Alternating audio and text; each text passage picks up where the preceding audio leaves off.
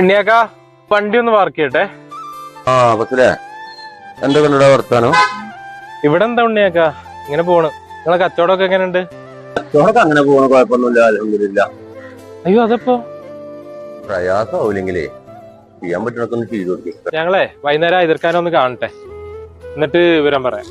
Okay. എന്താ ഫസല സംഭവം? നമ്മുടെ ബാപ്പുട്ടിക്ക് എന്തോ ആക്സിഡന്റ് പറ്റിയിട്ടുണ്ട്. അയ്യോ എന്ത് പറ്റി? പേടിക്കാനൊന്നുമില്ല, നമുക്ക് വൈകുന്നേരം എതിർക്കാൻ്റെ അവിടെ നിന്ന് കാണാം. എപ്പോഴായിരുന്നു ഫസല സംഭവം? 2 ദിവസമായി എതിർക്കാം. ഞാനും മൊയ്തീൻ ഭായി അറിയുന്നത് ഇന്ന് രാവിലെ. അത് ഇന്നിയാക്കി വിളിക്കുമ്പോ ഞാനിപ്പോൾ ആ കുട്ടിക്ക് ഇടയ്ക്കൊക്കെ വിളിക്കാറുണ്ടായിരുന്നു, വാട്സപ്പിലൂടെ മെസ്സേജും അയക്കാറുണ്ടായിരുന്നു.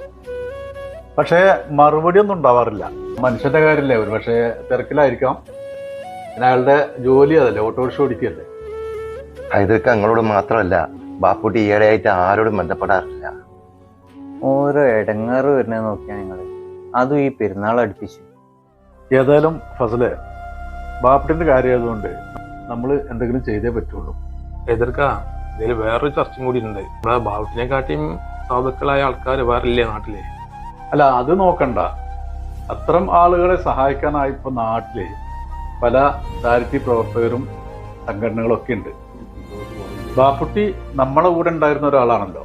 പ്രവാസികളുടെ കാര്യങ്ങൾ ശ്രദ്ധിക്കാൻ നാട്ടിൽ ആരെങ്കിലും ഉണ്ടാവണമെന്നില്ല. ഞാനേ ബാപ്പുട്ടിനെ ഒന്ന് വിളിച്ചോളട്ടെ. ഹലോ, അസ്സലാമു വലൈക്കും സലാം.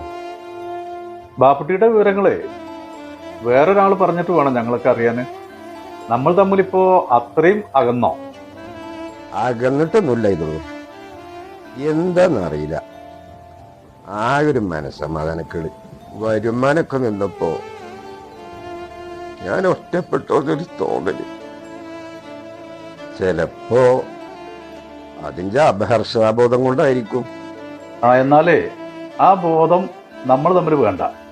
പ്രശ്നങ്ങൾ എന്തെങ്കിലും ഉണ്ടെങ്കിൽ അത് പറഞ്ഞാലല്ലേ അറിയുള്ളൂ. ഇവിടൊക്കെ എല്ലാരും ഇതും കണക്കുണ്ട്. പൈസ ഉണ്ടാകുന്ന സമയത്ത് എന്റെ അടുത്തൊന്നിനും കണക്കുണ്ടായിട്ടില്ല. അതൊക്കെ നമുക്ക് വിശദമായിട്ട് പിന്നെ പറയാം. ഇപ്പൊ തൽക്കാലം ഇപ്പോഴത്തെ പ്രശ്നങ്ങൾ തീർക്കാനായി ചെറിയാപ്പും ഇന്നയാക്കി അവിടെ വരും. എന്തെങ്കിലും പ്രശ്നങ്ങൾ ഉണ്ടെങ്കിൽ നീ അവിടെ ഒറ്റക്കല്ല, ഞങ്ങളൊക്കെ ഉണ്ട് ഇവിടെ. എന്നായിക്കോട്ടെ, വിശദവിവരങ്ങൾക്ക് പിന്നെ വിളിക്കാം. അസ്സലാമു അലൈക്കും വറഹ്മത്തുള്ളാഹി. ബാപ്പുട്ടിയുടെ അനുഭവം എല്ലാവർക്കും ഒരു പാടാണ്. വരുമാനം നിലച്ചാൽ പിന്നെ ആർക്കും വേണ്ടി വരില്ല, പ്രത്യേകിച്ച് പ്രവാസികളെ.